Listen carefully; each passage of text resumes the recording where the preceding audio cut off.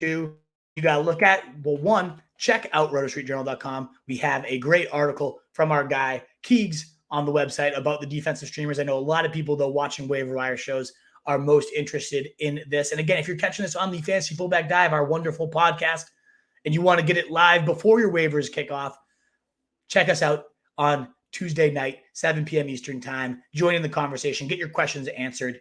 But let's get into these defensive streamers for week 2.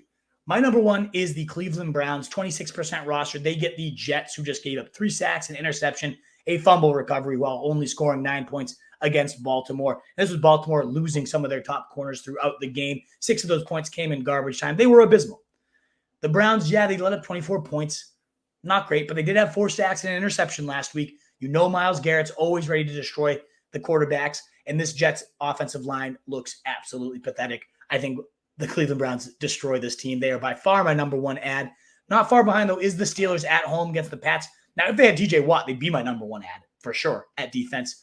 They were the highest scoring defense in week 1 facing the Bengals, racking up 26 fantasy points on 7 sacks, 4 interceptions, another touchdown. They were a beast. Without TJ Watt, I can't imagine they'll be quite as disruptive, but they'll also be facing a far worse offense against the Patriots team that gave up a touchdown to Miami. On the defensive side of things, they were just inept. Mac Jones might also be out with a back injury, at least less than 100%. Who knows what's happening with this offense? As a diehard Pats fan, I am sick to my stomach with what we did on Sunday. I also am trying to fire up the Steelers anywhere I can. And last but not least is the Bengals, 45% rostered, so the most owned out of all these defenses. And they didn't have a great week 1, 2 total fantasy points, 1 sack. Not great.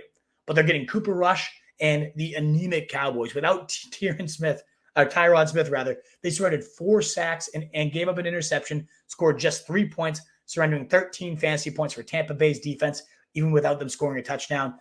I think the Bengals can swallow Cooper Rush. They're a better defense than they showed against the Steelers. I think they wallop the Cowboys. I would rank them again, Browns, then Steelers, then Bengals for my top defensive streamers of the week. What is up, you fantasy wolf? Thanks so much for tuning in. If you haven't already, share your thoughts in the comments, check out some more videos, and join the newest Wolfpack by subscribing below.